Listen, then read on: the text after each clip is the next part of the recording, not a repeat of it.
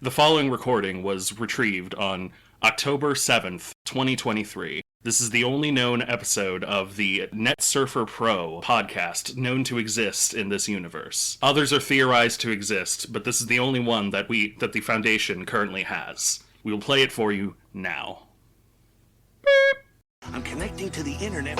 Internet. Networking software. World Wide Web thing on a computer today. Computer. Net Surfer Pro. You know what day it is? Oh boy, it's my favorite day! It's... drumroll please. 10, 12. Oh, I love it. You know why 10, 12 is so big of a deal, right? Yeah, but for the viewers at home... Okay, so think about the number 10, and then I'm still thinking about the number 10. Okay, you got it in your head? What number are you thinking of? 10. Good. Now, think about the number 12. Okay, hang on, let me add 2. Okay, alright, I've got the number 12 in my head. Now, what's sort of interesting about those numbers? They're both divisible by 5? Wait, they're both divisible by 3. Neither. Hang on. 10, 12, they both have 1 at the beginning. Very good, and? They stand for AAB. AAB? AAB. Would you like to explain what that means for the listeners at home? Well, have you ever read the British version of Moby Dick? That's what they call it. Yeah, it's Cotton Ahab. Oh, it's Cotton Ahab. Cotton Ahab. Call me Ishmael. We've run out of ideas. I'm Ishmael. This is Net Surfer Pro, whirlwind ride through the World Wide Web. I'm Galen. I'm Matthew Marisa. Look, we don't have any ideas for this one, man. We prepared all week. We prepared all week, but I can't actually remember what we prepared about. Yeah, it's like a void in my memory. I think that the last thing I remember us doing was an episode over the SCP Foundation? The Shitcock Penis Foundation? Yeah! Oh, wait, right. No. That was last year. This year is Secure, Contain, Protect Foundation. Okay. And next year it's slated to be Wink. I'm tossing the ball into your court. The Some Cool People Foundation. Nice. There we go. Good setup. Good spike. Yep. Yeah. So we did that. And then we started talking about what to do next. I know we mentioned doing one of the stories, one of the biggest stories. Yeah, it's like one of the most important stories, one of the most popular. I just looked at my hand really quick. Hang on, Why does my hand feel... Hold on, I'm remembering now. We're talking about fingers! Oh, right! We're talking about Freddy Got Fingered. SCP named Finger. Yeah! No. SCP Okay. named Finger is a Keter class. Okay, so... Hang on, wait. Okay, yeah, it's coming back to me now, too. Okay, it wasn't the Finger one. It's not the SCP named Finger. It was the one about the division that we don't have. The Memetic Division. Oh, you mean the number we don't have that divides 10 and 12. Yeah! Which is related to the Antimemetics Division. Oh, so, that's what we're talking about today. Yeah. And it's called... We did that because after listening to the intro to this episode, you'd wish that you had never known or been able to know about this podcast. Yeah. Yeah. So if we could turn this podcast into something that just sort of blanks itself, destroy after listening kind of thing, that just blanks itself in your mind after listening, we would. Trust us, we would.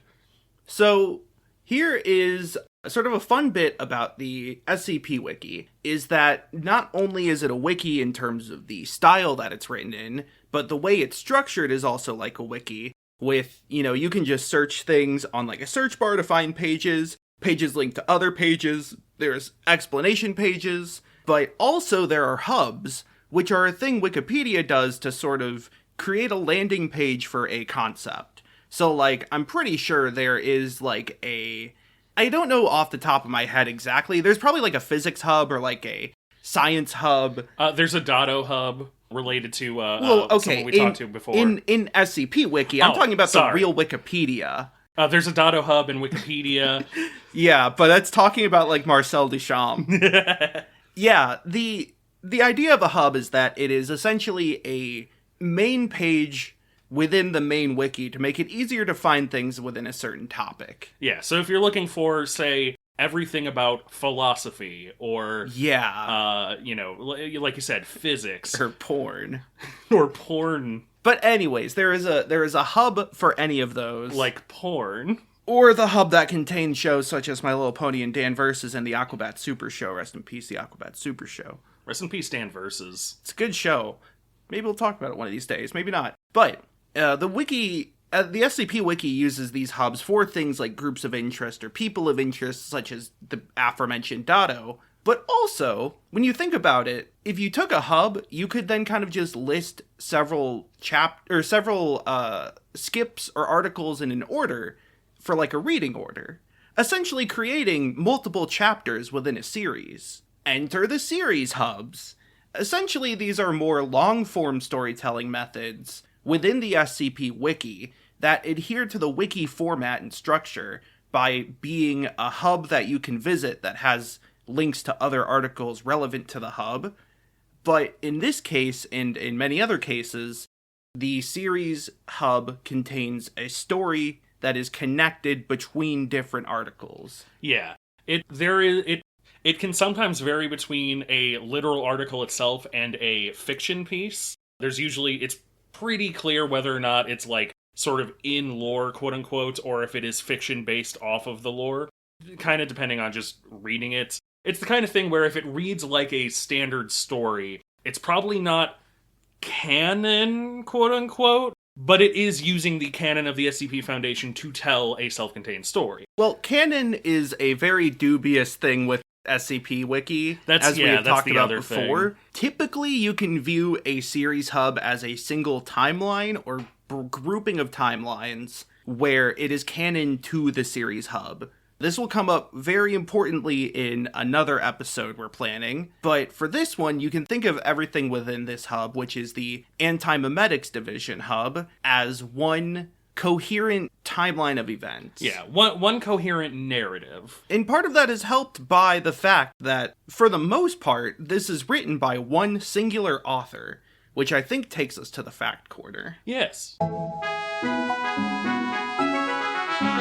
The Fact Corner. So, the Antimemetics Division, the hub, the series, all started with one SCP-55, which we mentioned briefly in the previous episode, which was written by Quantum, QNTM.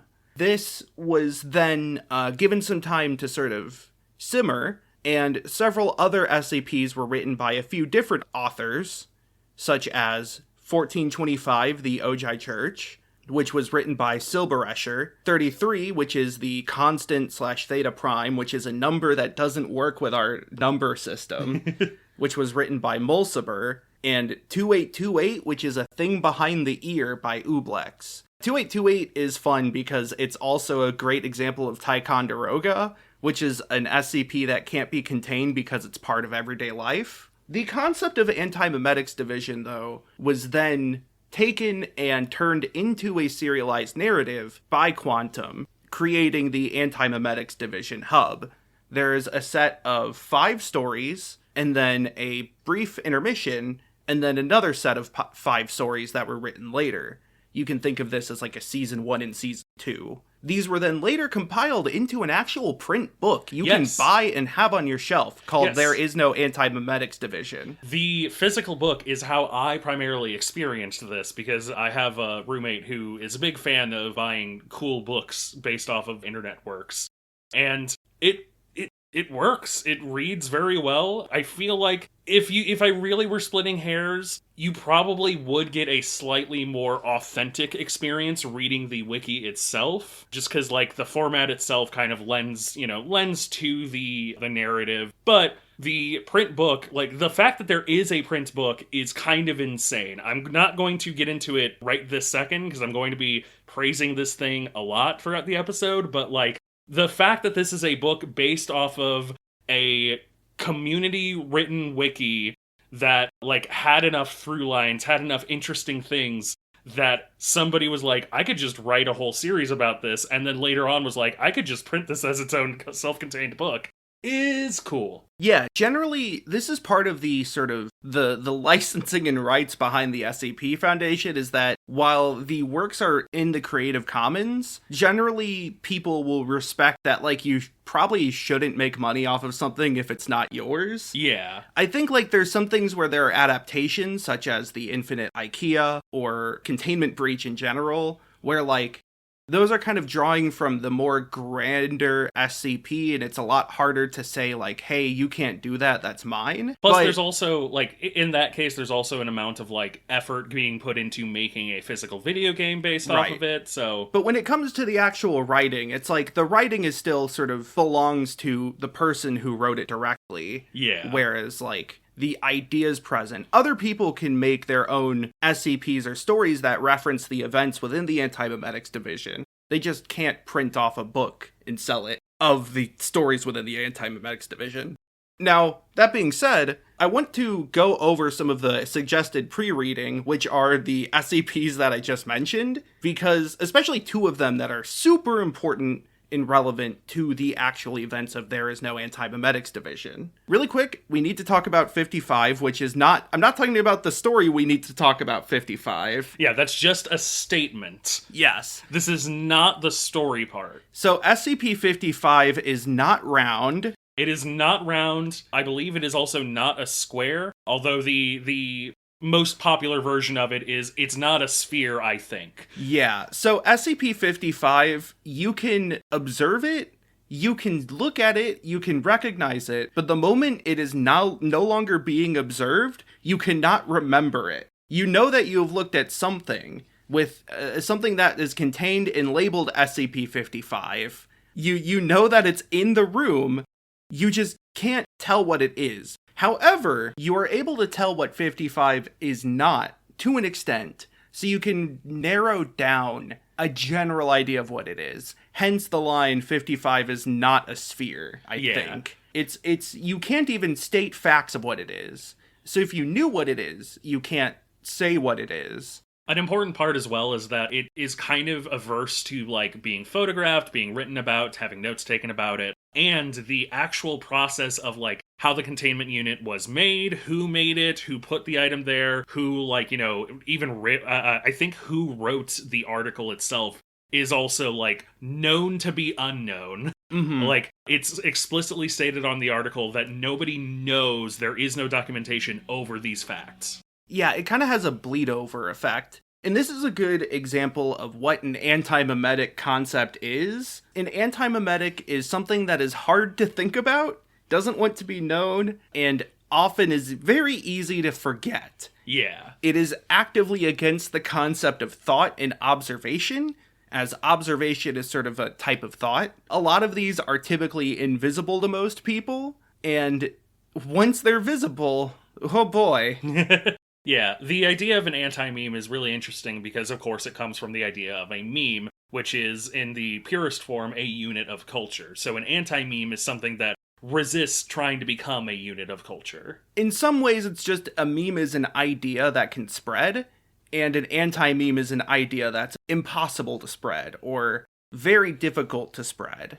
And 55 is a great example. Now, here comes 1425, which is a bit complicated because it's not really an anti-meme. If anything, 1425 is a meme, a dangerous one, because 1425 is a cult. It started in Ojai, California, and it takes the form, or like the description is of a self-help book that says to, like, perform a ritual to the stars to get your wishes. It has things like what time of day and how many days you need to do the ritual. The ritual involves, like, you find out what star you are praying to, you pray to it, and the star will eventually vanish. And people do get their wishes granted, but they also, like, start biting off their fingers and start, like, cutting open their own necks. It is a mass, like, it's a cult that spread super quickly. It even mentions in the article how there were, like, talk show appearances by celebrity endorsements saying about how great it is.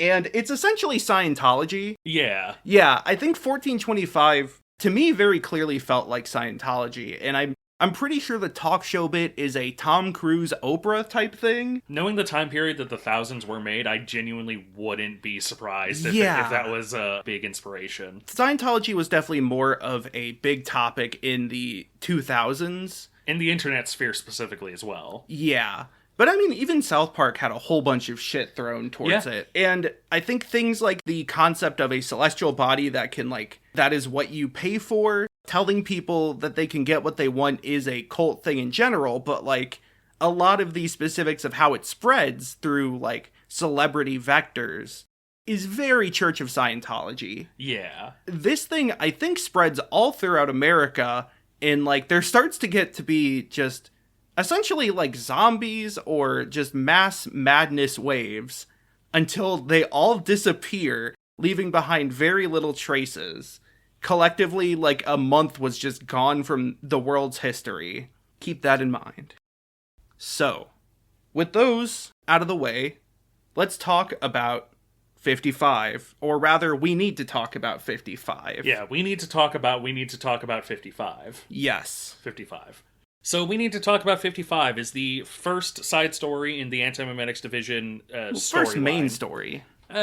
Yeah, it's the first main story. It's the first chapter. Yeah. Essentially, what happens is a agent named Marion Wheeler is summoned to an O5's office, an O5 being one of the foundation, like the founders, and they're the biggest people. They're overseers. Yeah, they're the overseers. Seavers. She gets summoned into their office. The secretary's like, all right, go on in. And she sits down, and there is an O5 member who is only ever described as, well, founders never look how you expect. That's the only physical description he gets. And his, like, assistant named Clay. And so she, like, sits down, and she's like, all right, what did you want to talk about? And Clay produces a pistol and aims at her head. And she's like, all right, we're doing this then.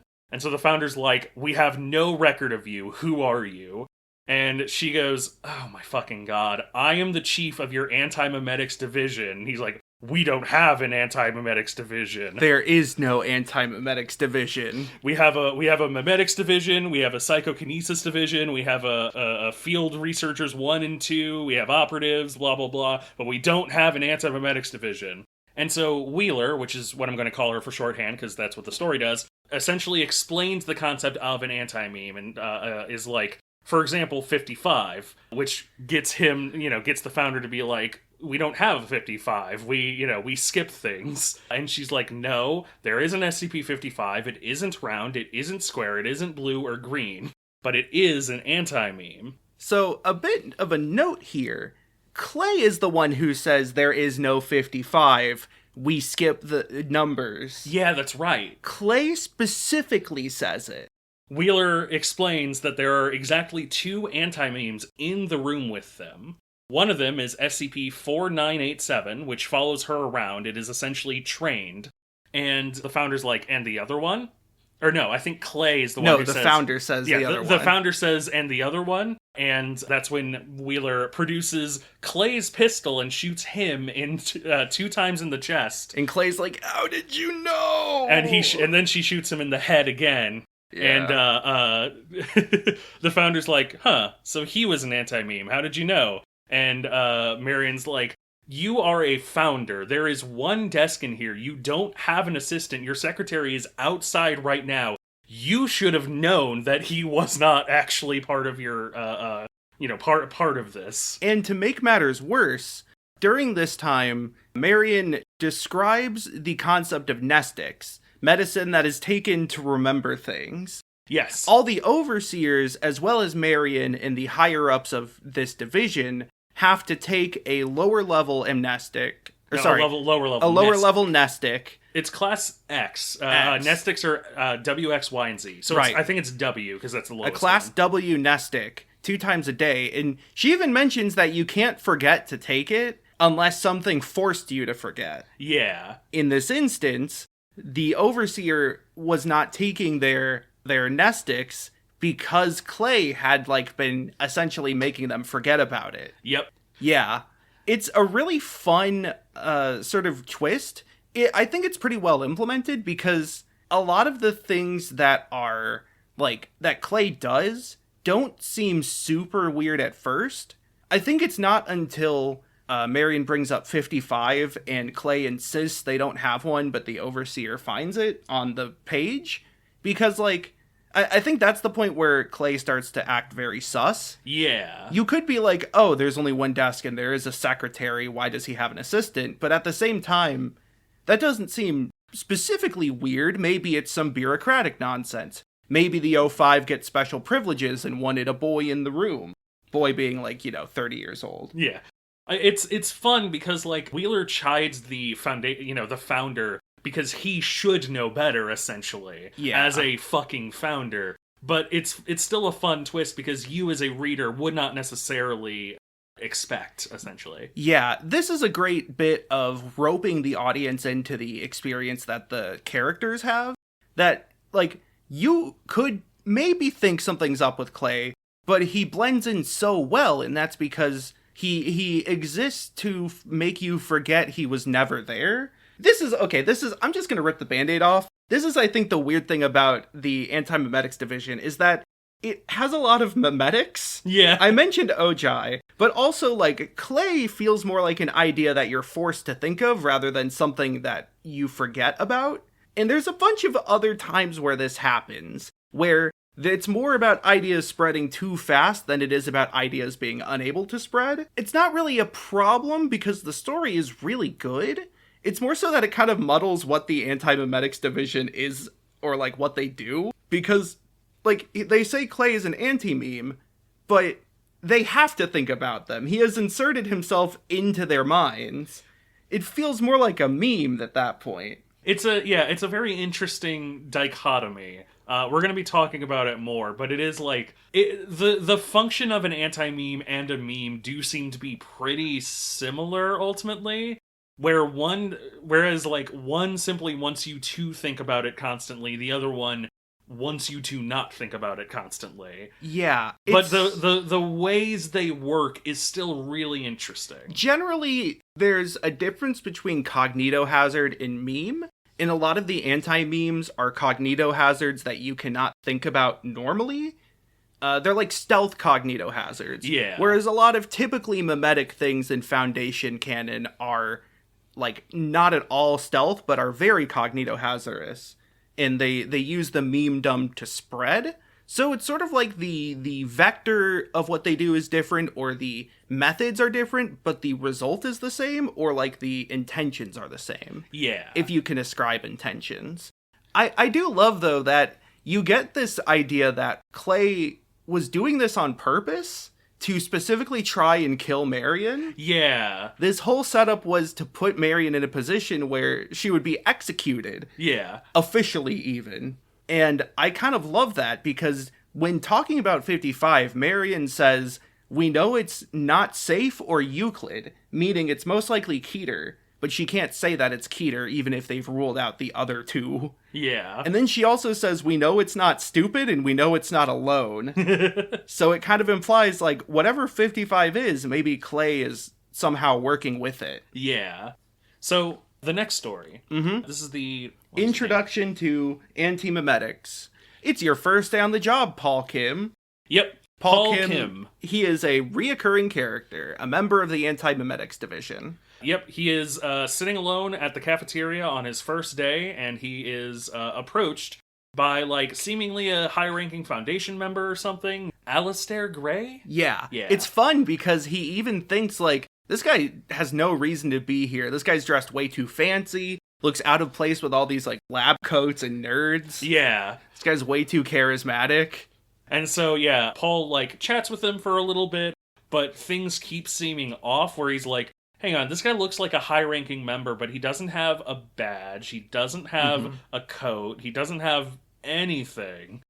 And he keeps asking Paul questions, and Paul knows the answers to them, but it seems like Alistair Gray knows more than Paul does about Paul. Like, what's your relationship with your father? Paul says, I never had a father, my mom raised me alone. And then Alistair's like, that's what you think, but your relationship with him was really rocky. Paul's dad, for reference, is also a character who works in the Foundation. Yeah. It's Very tragic, really. But turns out Alistair Gray is an anti-meme that is making Paul forget his life. And not only that. Yep. Paul ends up running away when he realizes what is happening. One of the interesting things is that Alistair Gray basically, like, is omnipresent. It's like he is on the front layer of everything. So, like, it describes how he goes behind a table, but Alistair looks like he is in front of the table despite being physically behind it. And Paul, like, closes his eyes, but can still see him. Have I ever told you about the bugged cruising cabinet they had at a restaurant in Florissant? How, like, it was bugged because it would show the opposite side of the polygons you were seeing. So, like, for a car model, it would show you the back face of the other side of the car, rather than the front face of the car side you're looking at. It's essentially that. That's interesting. Yeah, I think about it a lot.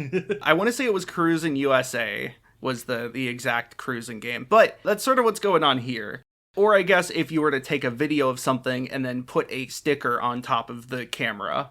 Yeah. Like, not even, like, on the video so that you're filming the sticker. I mean, like... a physical sticker on top of the camera. Yeah. So he ends up running away from Gray, and thinking quickly, he looks up the SCP number, which is like... it's like GREY 7...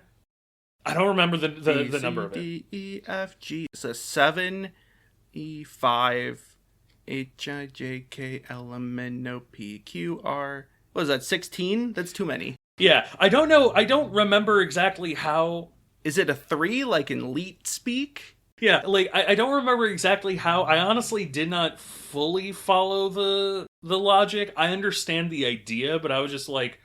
is it like, you know, R is like 2 plus 1 for Is it the digital root? Yeah, he manages to find the number, and the article is really interesting, because the article is essentially like, SCP number is a tall man who goes by the name of Alistair Gray. If you're reading this, you are already in his dimension, essentially, and need to get to this specific room in Site 19. Which is also a relevant site for this entire arc. And it's actually not Site 19. It's Site 19. It's Site 41. 41, that's Site it. 19 is the most common site used throughout the SCP Wiki. It's sort of like the placeholder for if you need a site, but you don't know which one off the top of your head. It's like kind of like the main branch in a way. Yeah, Site it's the catch-all. Yeah, Site 41 is specifically the site that the Antimemetics Division is located within. So anyways, he goes to this office in Site 41. Along the way, he sees messages scrawled on the walls from prior victims of Gray. Yep, yeah. So he gets to the site, and the article essentially reads... It's a message board. Yeah, it's a message board. It's basically like, this SCP has taken a number of victims, which, like, there is a tally mark. It is literally like, 5 tallies. The total is 79 before Paul Kim. And it's explained that it's like... No, it's not. It's also mentioned that this is only the tally of people who have specifically made it to the room, so he may have taken more. But the article is basically like, everything here is everything that previous people have attempted. So if they have attempted this and you're still reading this, then clearly it didn't work and you have to try something else. He's reading this on his phone, and he gets to the bottom of the, elevator where Gray is. Gray is, standing outside, and he automatically, chucks his phone, and Gray, gets hit into the skull, cracks it a bit, and it gives him a moment to leave. And he gets to the room, finds all the notes that are being scrawled, and, goes okay, this guy tried this guy tried this, blah, blah, blah. And, he can see Alistair through the walls, just slowly approaching him as he's, desperately trying to find anything that works or think of anything that works. And Paul has a bit of an epiphany, which is that, essentially, conventional weaponry clearly did not work on him. Somebody says, I'll try hitting him with a baseball bat, I'll try shooting him with a gun. Does nothing. However, when he threw the phone at him, that cracked his skull. And Paul realizes that because his phone is essentially a mass of information, and as an anti-meme, he is specifically eating up information and trying to slurp up memories and whatnot. He realizes, wait, if I have something big and hefty enough that's just a gigantic mass of information, it might be enough to kill him. So he creates a flail of multiple terabyte hard drives. Yep. And he he throws the hard drive flail at Gray, who, like, implodes. Yeah. He also does write down, like, hi, I'm going to try this. Yeah.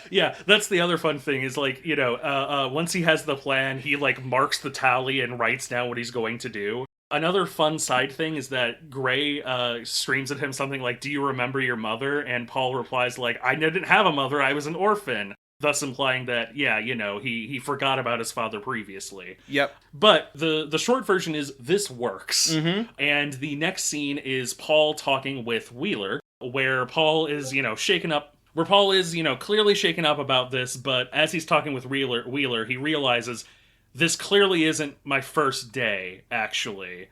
I just forgot about all my other days. And she's like, yep, mm-hmm. And he goes, I don't remember what she says, but she says something to the effect of, like, you know, most people tend to have this kind of experience. It'll go away with time.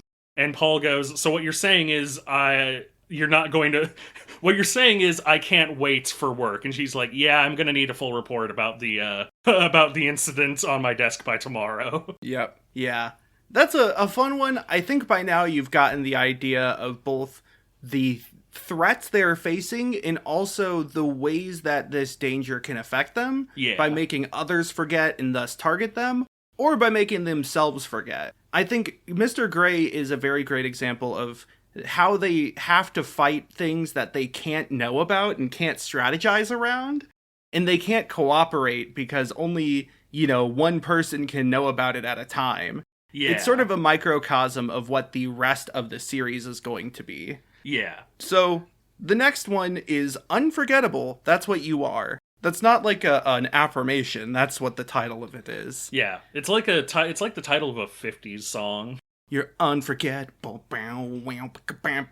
So this introduces Lynn Marnis, the ex-director and ex-founder of the Antimemetics Division, as well as an ex-government employee. He is on a boat, and he is retiring, and he's very, very old. And with him on the boat is who else but Marion Wheeler. Yep. And she is delivering some sort of serum injection into Lynn, and she is like, you died surrounded by loved ones, but also, we need you. Yeah. When you signed on to the foundation work, you signed that, you know, in the event of your death or your retirement, you will have a staged funeral, and then right before you die, we will extract all the information out of you and then kill you. Yeah.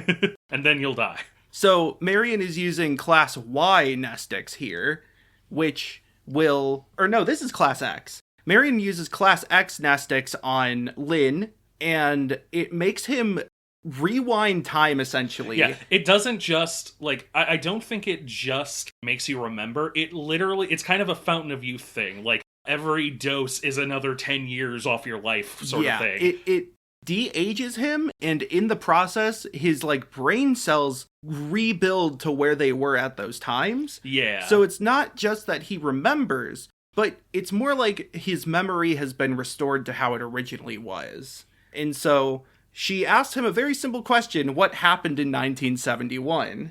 1976. 1976, sorry. And Lynn regales the story of how in the 1940s he was part of a secret government project to destroy ideas. They wanted to destroy the concept of Nazis. Yep. It didn't work because their group, the Unthinkables, which is a great group name, accidentally created an anti-meme bomb. Yeah. It is described as, like, something that was going on in tandem with the Manhattan Project. Exactly. And so, like, they created an anti-meme bomb.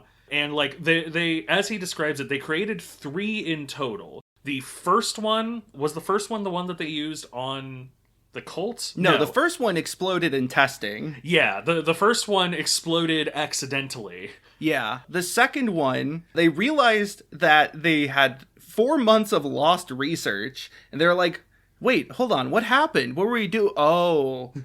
And they rebuilt the new bomb, but because they lost, it was 4 years of research, and because they had lost that time, by the time they had finished doing the research again, the war was done. Yeah. The Nazis were defeated, as best as they could. Yeah. And this is already after Japan had been bombed as well. So, like, you know, the U.S. was making babies. And Lin was kind of out of a job for a while before the Foundation took in the Unthinkables and turned them into the first Antimemetics Division. Yeah. I love the process that he describes, because it's like, they built the first bomb, it went off accidentally. They built the second bomb, they sat on it forever, unable to really do anything with it. They built until I think the cult, that's when they finally use it. And then they built a third bomb to delete themselves from the US department, basically. Yeah. The one with the cult, so in this story, it mentions that the Ojai incident happened in 1951.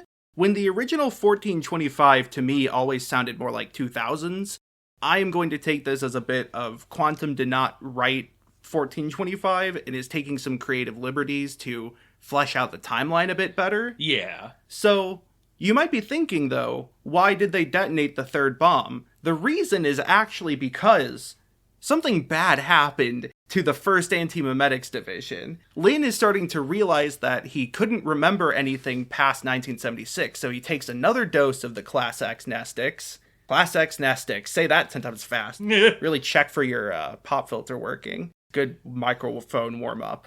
But, takes another dose, remembers a whole separate team to the one that he left Marion in charge of, and he realizes that all of them died except for himself, and the only way to stop the event that was transpiring was to set off their nuke. So a thing in SCP canon is that every site has an on-site nuclear warhead to detonate in case of emergency. I don't think that'll help much, considering, like, take for example 682, a nuke isn't going to stop that, but it is a last-ditch effort. If nothing else works, might as well detonate a nuke about it. In the Antimemetics Division version is the bomb that Lin Marnis helped build. It is their version of an on-site warhead, is the on-site antimemetic warhead. Yeah. So, what happened in 76 is that something almost killed the entire Antimemetics Division because they found out about it. Lin mentions that by making him remember this, it has brought this SCP back. And Marion realizes she has to kill him now. She aims a gun. She mentions that the thing is in Lin's left eye. This is like a really common thing in the Antimemetics Division saga, is that things appear in people's eyes. Yeah. Both their own field of view and to others, which I think is interesting. She is slightly too late because as she's aiming the gun, huge bladed spider legs claw out of Lin's throat. And they try to, like, lift up the boat and essentially crush Marion. Yeah. She takes a big dose of anestics to forget this spider leg monster thing and jumps ship and is later found by the mobile task force who found her and retrieved her. However, once she's found, she doesn't remember what she was doing. I like that one of the hints that she has that something is wrong is that her and Lin are on a lake. Like, they're in a boat on a lake, I believe. But she realizes as, kind of shit's hitting the fan, she's like, why didn't I bring backup? I don't remember bringing backup. I would have brought backup. The fact that I don't remember means something's wrong. Yeah. There's sort of an implication that even before she administered the Nestix to Lin, something was already messing with her. Yeah. Orchestrating this to happen. Now, I want to note a few things. One, Marion's married. Lin calls her a different last name. Like Hutchinson? Yeah, Hutchinson. Lin calls her Marion Hutchinson, and Marion's like, it's Wheeler now, but that's fine. Yeah. So Marion's married, but she's never mentioned her partner whatsoever. Interesting. Also, there is a line at the very first paragraph that says that Lin's body was dying on the bed like a crumpled up spider. Spiders are very important. So, but yeah, this sort of is... There is a bigger threat to the Antimemetics Division as a whole. Yeah, there's always a bigger fish. There's a very big... It's not even a fish, it's more of like a cephalopod maybe. But we'll get to that in the next one. Case Colorless Green. So, SCP-3125. SCP-3125 is contained within a room that has very little information, besides the, like, physical structure of it and the fact that the head of the Antimemetics Division has to visit it at least once every 42 weeks. Mm-hmm. As Wheeler is going towards it, Kim is actually there again. Yay! And Kim is essentially casting down on the whole thing, like, sorry, that's the only information we have? No! What if it kills you? What if, like, you know, what if you don't have backup? And Wheeler's just sort of like, nah, I trust this. I'm gonna try and contain myself here, but there's one detail, didn't even try to make that joke, one detail that I love, which is that Kim says something to the effect of, like, we don't even know who built this. And Marion's like, it's obvious that Bart Hughes built it because of, like, the design philosophy. And it has note about, like, you know, it has all of his hallmarks, sleek white design, plain glass, blah, blah, blah. I want to focus in on this for a moment. The idea being presented here is that the Foundation, obviously it has to have architects. And because it has architects, clearly it would probably have a couple of key architects, like, you know, like real architecture probably has specific design philosophies and stuff. And so, Quantum whole-ass makes a fucking guy. Mm-hmm. He makes up a guy. I want to focus in on the idea, like, the world building here of there is a designer whose hallmarks are well known enough in the SCP Foundation that, like, the head of a division can clearly tell he's the one who built it. There's a bit more to that. So Bart Hughes was briefly mentioned in We Need to Talk About 55 as being the designer for the containment unit of 55. Yeah. And the overseer is like, Bart Hughes doesn't exist. There's nobody like that in Foundation tenure. But Bart Hughes did exist, or does exist, meaning that Bart Hughes is more specifically an Antimemetics Division, like, member, because that's the only reason the overseer would have forgotten about him. Yeah. So there are also clues to who exactly Bart Hughes is, purely in those little bits. But yeah, I love that Bart Hughes has an art style. Yeah, it's such an great. insane fucking detail. Like, what happened here is the SCP Foundation was made, it was expanded on, a lot of writers contributed to it, and it is a collaborative fiction wiki that then one guy who was like, I'm gonna make a fun story, just kind of like invented, you know, this really interesting little idea of history in the Foundation that makes a whole lot of ludonarrative sense. Ludonarrative is not the right... You bitch. Ludonarrative's not the... fucking dog shit. It's just narrative sense. Yeah. It's cohesive. It makes a whole lot of narrative sense, but it's insane. It's an insane detail to be like, yeah, there's an architect guy who has a very signature style in the SCP Foundation. Yeah, for one thing, considering the Foundation has, like, infinite money, more or less, and is willing to give a blank check if it means safe containment, it doesn't surprise me there are people who will care about the aesthetics because they have the money to do so. Yeah. Also, like, this is sort of a world-building thing I love, which is, like, filling in gaps. I think if you go around the video game critique side, or the side of the internet, you might run into the what do they eat argument, which is a way of being like, in a fictional universe, people have basic needs they have to meet. We know that for a fact. And a way for a universe to feel more real, not necessarily realistic, but like realized, complete, is to answer those questions. What do they eat? Where do they work? How do they play?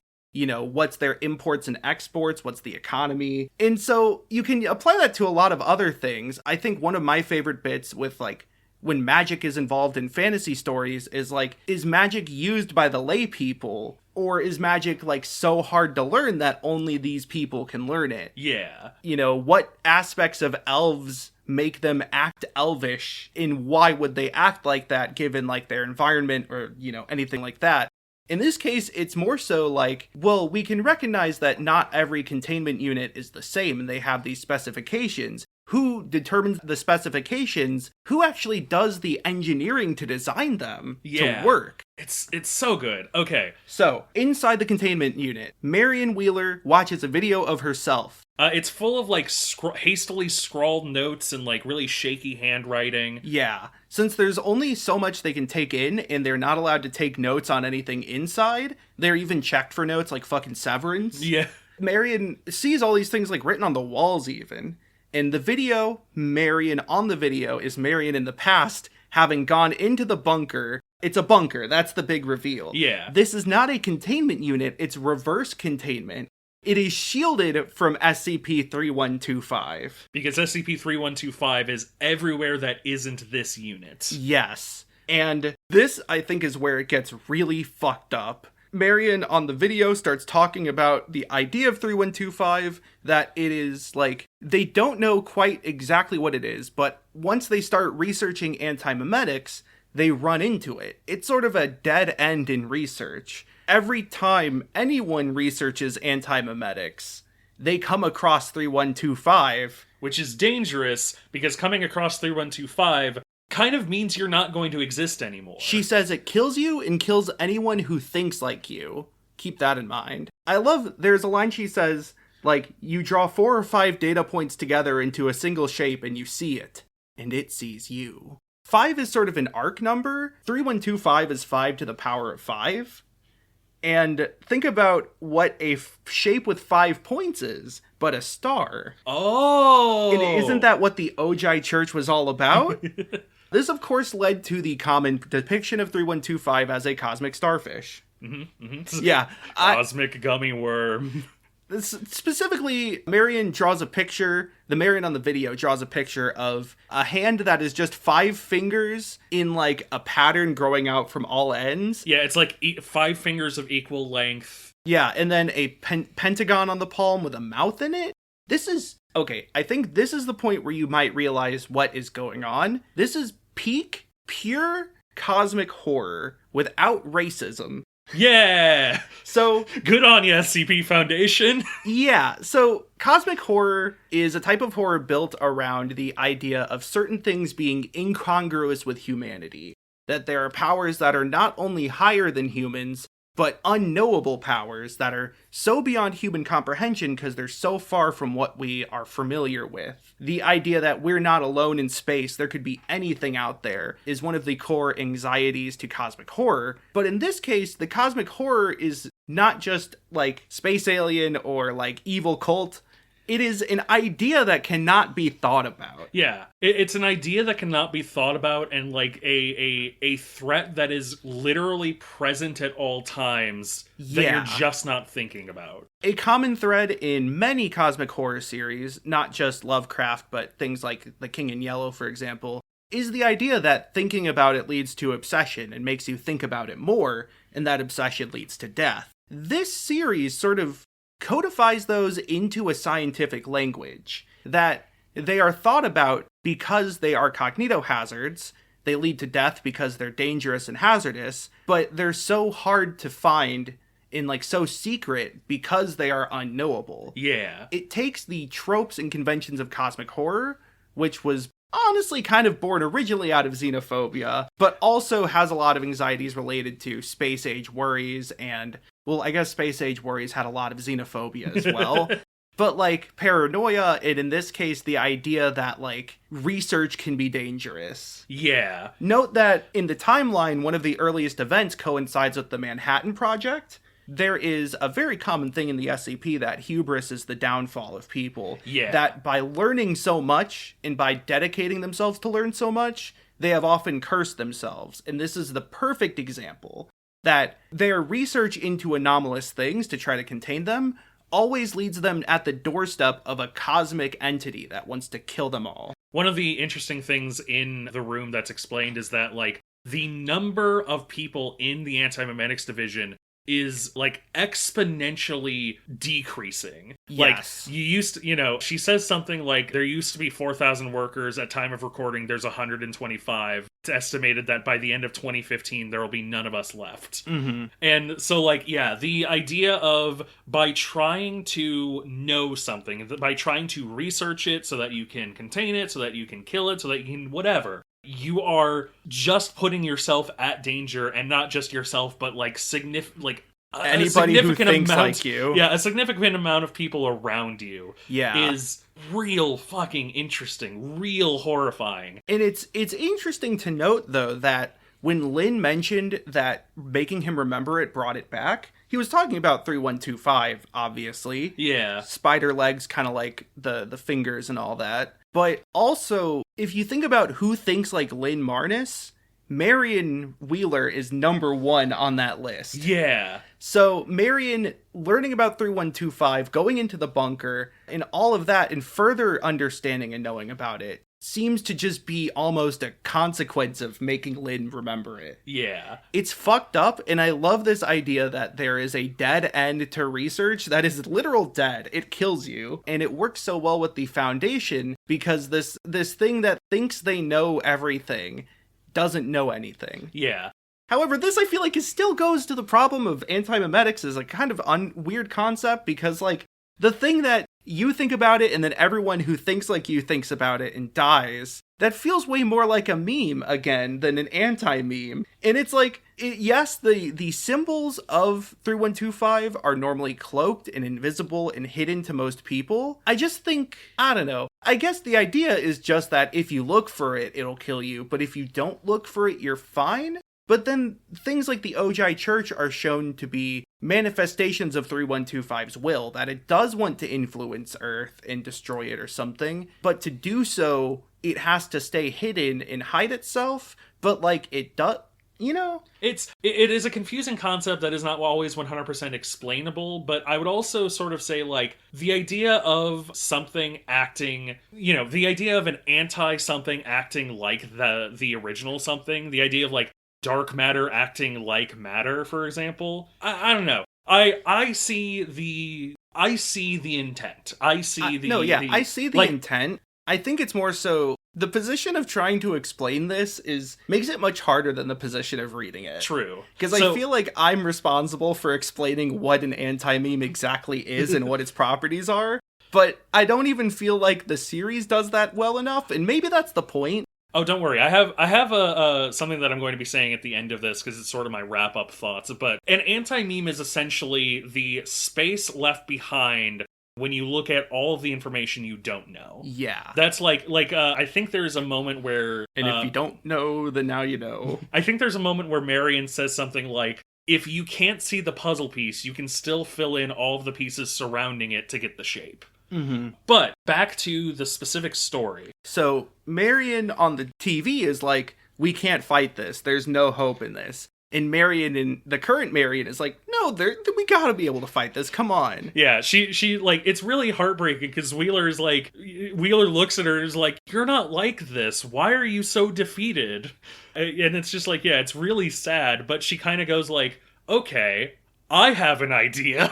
Yeah, she remembers that Bart Hughes built another much larger containment facility in like the Site 41 basement. Yeah. Nobody knows what's in there because, again, it's similar to this one, but there's got to be something there. Should be noted as well that this specific basement is actually mentioned in the Lynn chapter. He is the one who says it, but because she forgets everything that happened, obviously she doesn't know until she recognizes this in this chapter. Also, it's mentioned that Bart Hughes has gone missing. And Marion believes that that's because Bart Hughes has essentially locked himself inside of this containment thing. Yeah. This bunker. But Marion does one of the most badass things in fiction. She bumps her head. So she exits the room, and Paul is like trying to come up to her. He's like, "Okay, you good?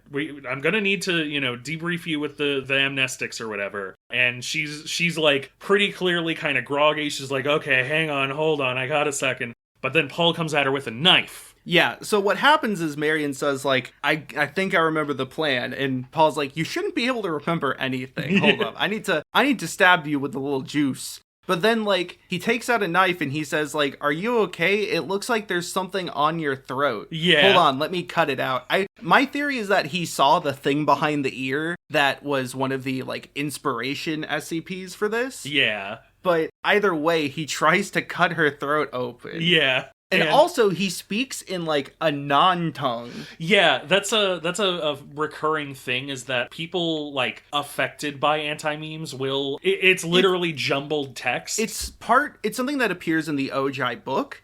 It is it's very Rylea, the, like, cult city group thing in Lovecraft mythos. Yeah. Where they have like a weird way of talking. It's all jumbled letters. It's a staple of cosmic horror, is people speaking language that isn't like language. Yeah. So she manages to escape from Kim and runs away. I believe this leads into the final story. Smash cut to your last first day. Yes. She is... So, Site 41 is going through shit. Yeah. Everything's fucked up. 3125 is, like, doing its big play. Everyone's affected by it, except her, essentially. And, like, as she's running away, she's like... She says something like, can't fucking believe this is happening on my first day. Yeah. But... like, she essentially slowly pieces together, she's like, no, hang on.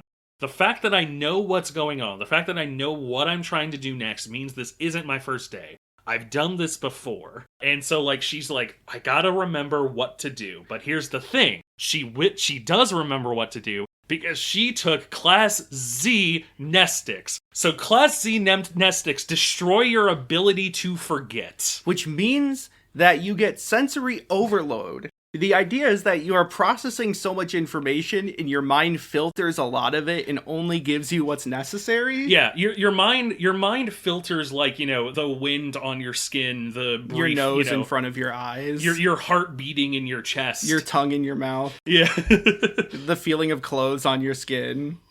And so like, yeah. The rest. I also wanted to mention really quick that the sort of mindful walking through that Marion does is shown to be like a type of training they give to people at this division. It's also, if you go on to like lucid dreaming message boards and shit, that's like a lucid dreaming technique, is to, in a dream, be like, how'd I get here?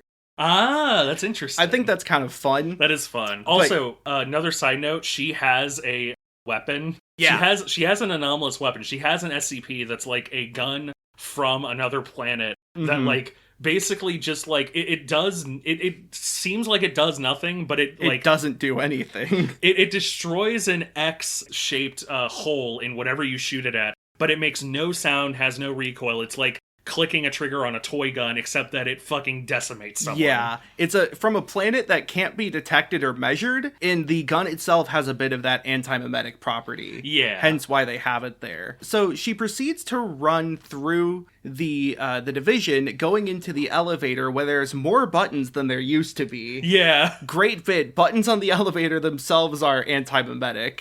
She also sees messages left by previous victims of Mr. Grey. Yeah. Which is a great bit of continuity. Including a corpse that, like, is just sitting in the corner rotting, but, like, not even the flies will touch it because they don't know it's there. Yeah. She described, like, it kind of describes, like, the things she is noticing that are antimemetic now. And one of the things is there are small worms that she like scratches out of her hair, which are one of the like most successful memetic agents, antimemetic agents. They're in every biome. They're in every biome, often in every room. Like, they are just these little tiny worms that just kind of don't do anything. Like, they're entirely benign, and they just get by because nothing knows that they're there.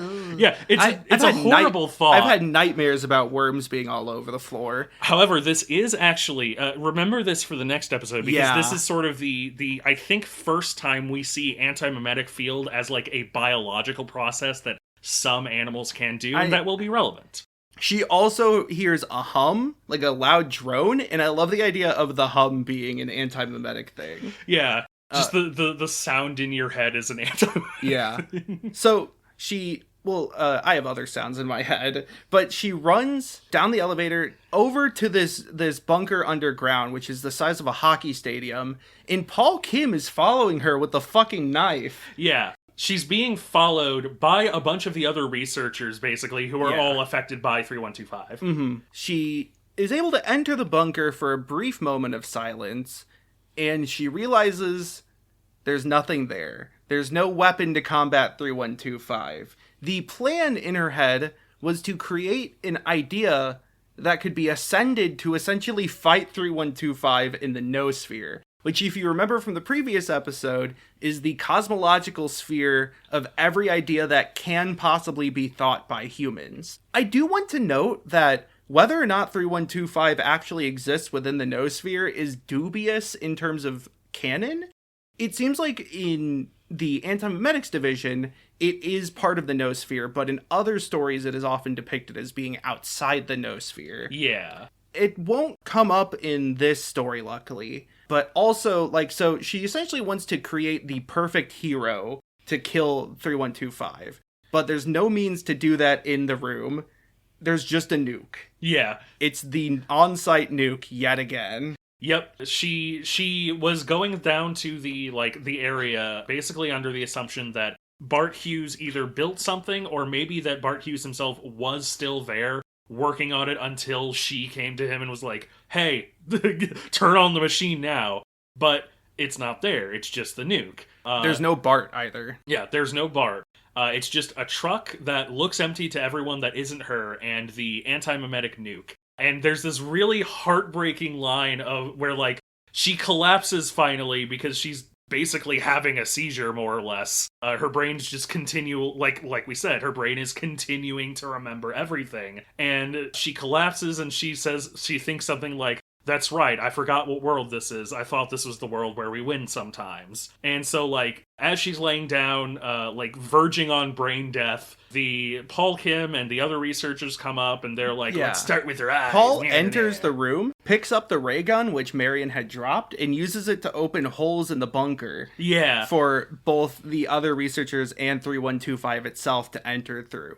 Also, super important moment.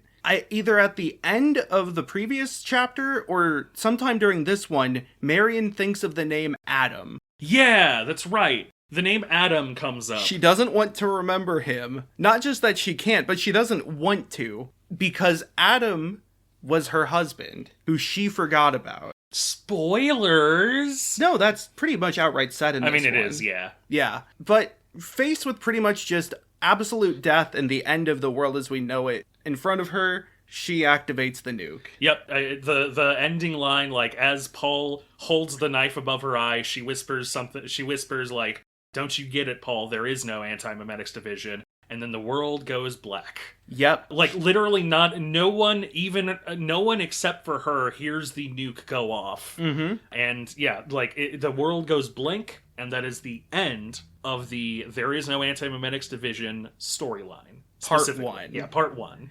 I think this is really cool. So, one of the fun bits of SCP sort of writing is that it tends to follow almost like an ARG or web series-esque belief of, like, this is real, you just don't know about it.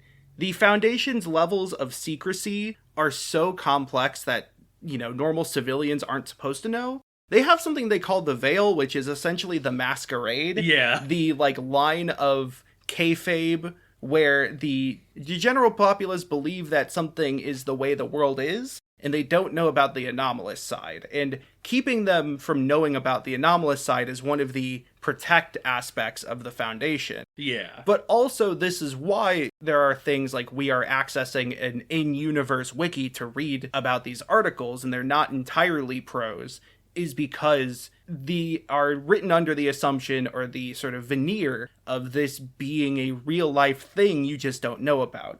The on-site warhead is great because we know that it's going to stop the outbreak of 3125 at the cost of Marion's life, because that's more or less what happened to Lynn. However, the reason that 3125 didn't get out of Site 41 and terrorize real life is also because of this. Yeah. The reason we don't know about things like the Ojai Church or all of this is because of the nuke going off. It's almost like a return to status quo, but in the way that it just cements the fiction of SCP Foundation. Yeah. The world has ended in the SCP Foundation universe multiple times. Last episode I mentioned the button that just prints an entire new world with new people in it. Yeah, Yellowstone. Yeah, just if you need an entire new sort of reality, you can just hit the button because it's like, well, this one sucks. We accidentally waped the Scarlet King. Boop. But Marion sort of, like, realizes in her final moments that, like, essentially this was all just to stave off the inevitable, and that, it's kind of just going to have to be up to whoever the next person is to do it. But I also feel like the fact that it goes off with 3125 in the room, like, if this was just, if this was the only thing of the story, you could probably read it a little bit as, like, this also killed 3125 because it was in the room as well. I still don't think it was in the room at all. I'm fairly certain it's described as being in the room, although I'm not, I wouldn't lay down my life for that. The thing is that 3125 is always depicted as we are viewing, like, the surface of it, but seeing the surface is toxic. Yeah. 3125 is at least noted to be in the noosphere, hence why ascending an idea above humanity, above reality to the noosphere is a way to counter it. Yeah. I'm pretty sure it doesn't have a physical form, but it has manifestations, which include the people affected by the, like, mind virus. The woke mind virus. The woke mind virus. Makes people bite their fingers off. SCP-6969 is a woke mind virus. Yeah. So, okay. To get to closing thoughts. One more thing, by the way. Please do. She mentions that, I don't remember if it's the video Marion or Marion after not forgetting. Marion after not surviving, mans. That, I don't remember which one says it, but one of them says that 3125 is 5-dimensional.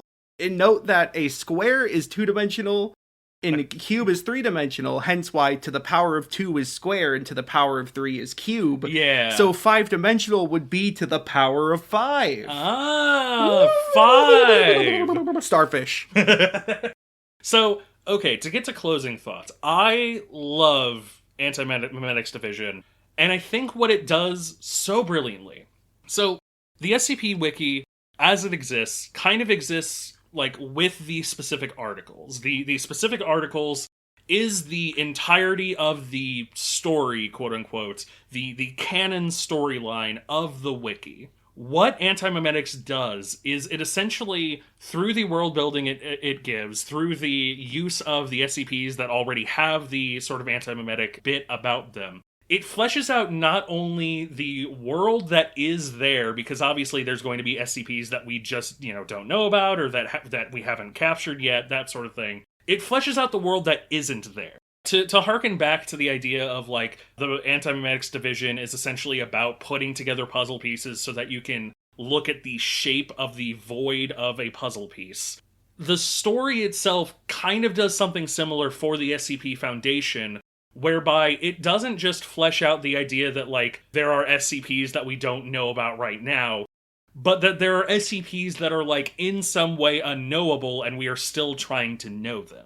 It is a brilliant piece of writing because it doesn't just inspire you to think about, like, what could be there, but what could be there without anybody realizing. What if there's just a guy who is in every site who just kind of, like, stands there and no one notices him? He's just sort of sitting there, jorking his peanuts.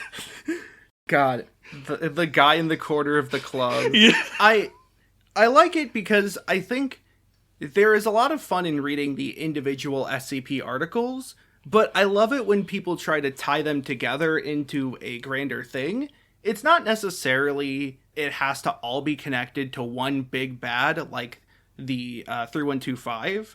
3125 is often one of the, like, big villains, I think. If you hear people talk about, like, the main antagonist, quote-unquote, you'll hear, like, Scarlet King.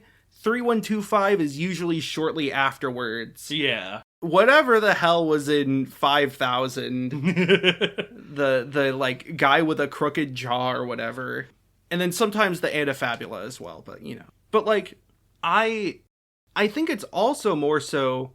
I just like seeing the way these interact on, like, a daily basis. How, like, things like the Ojai Church and the spooky hand spiders and the thing behind the ear are connected, but not necessarily being, like, variants of some cosmic being, but just, like, these are multiple things the Foundation deals with, and so people will have dealt with them multiple times. Yeah. I think, like, similarly to what you said about, like, the holes that you make from the puzzle pieces being a room for other SCPs or other things, I view it also like holes made by the puzzle pieces of the articles create a shape of the actual daily workings of the Foundation, the lives of the people there. And I think that's when the tales for SCP really shine, is when they highlight the lives of the workers in a way that then makes you remember that they're all part of the same universe. I want to compare it to Pokemon Snap. Yeah. And new Pokemon Snap, especially. Those games are kind of focused on displaying the natural behaviors of Pokemon that are listed in the Pokedex.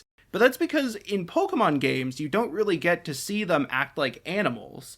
Even Pokemon that have, like, specific behavioral things listed, or especially ones that interact with other Pokemon, like Marini and Corsola, you don't really see that happen in the games. You can be told about them, but they're not depicted. So when Pokemon Snap comes along and shows you those things, it helps you remember that the world is a lot more detailed than what you're thinking about. Yeah. These aren't just monsters. These are monsters where somebody had to build their containment unit. Somebody has to research them. Somebody has to fight them. And more often than not, somebody has to, like, do some kind of daily task with them to remember them or, you know, to do something to keep them at bay. And they have coworkers. They have meetings with their bosses. They have a break room and a cafeteria. They have first days. Yeah. You know? They have Employee of the Month awards in their lungs.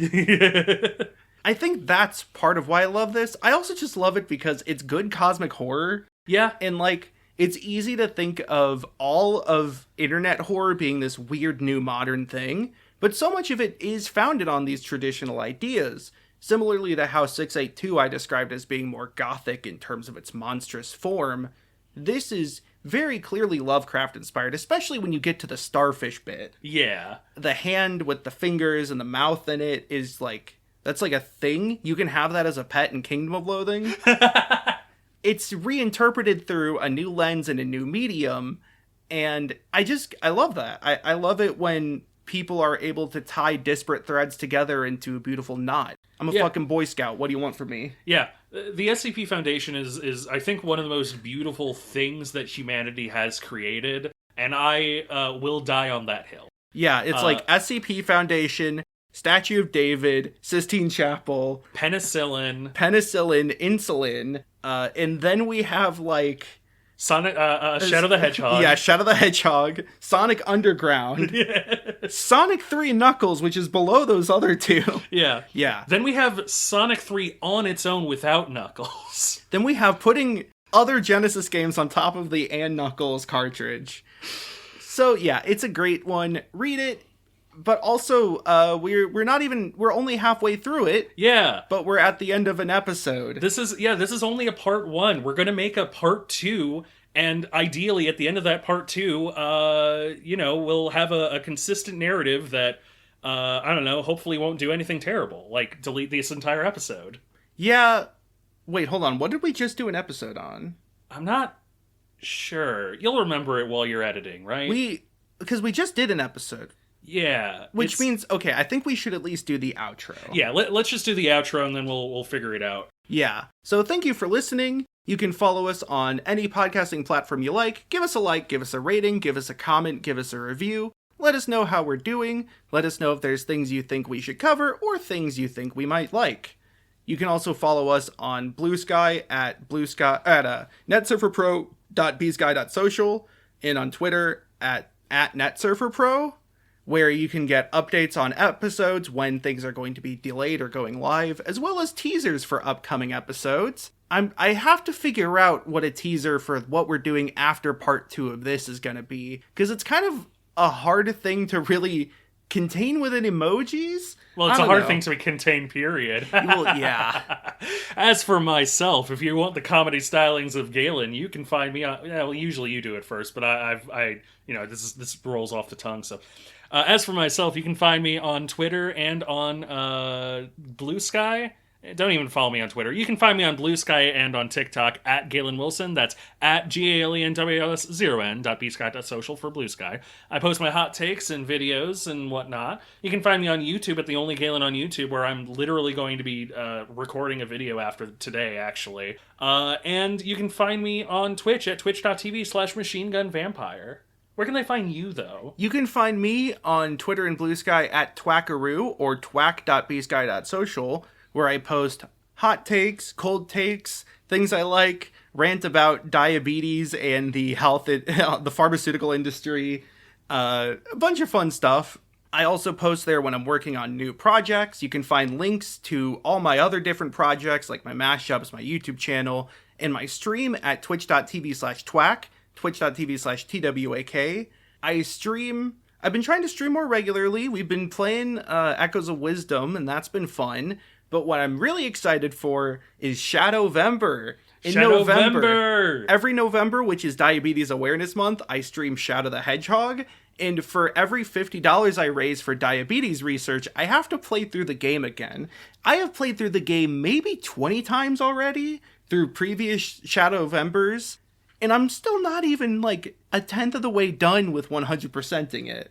If you don't know why, let's just say the game's ridiculous, and it's a great time, and you can support diabetes research, which is very important. Yeah, if you don't know why, maybe watch the stream. You can see the fun cutscenes everyone loves. Yeah. But hey, as for us, we've been Net Surfer Pro. This has been our 50th episode. I'm really excited. I know. It's wild how we did 50 episodes by 2023. Yeah. I hope nothing happens to this episode. You know, I've already lost a few episodes to just my computer bugging out. Yeah. It would be a real shame to lose an episode to something even worse. Or like, what if we just forgot to upload it, you know? Forgot to upload what? Huh?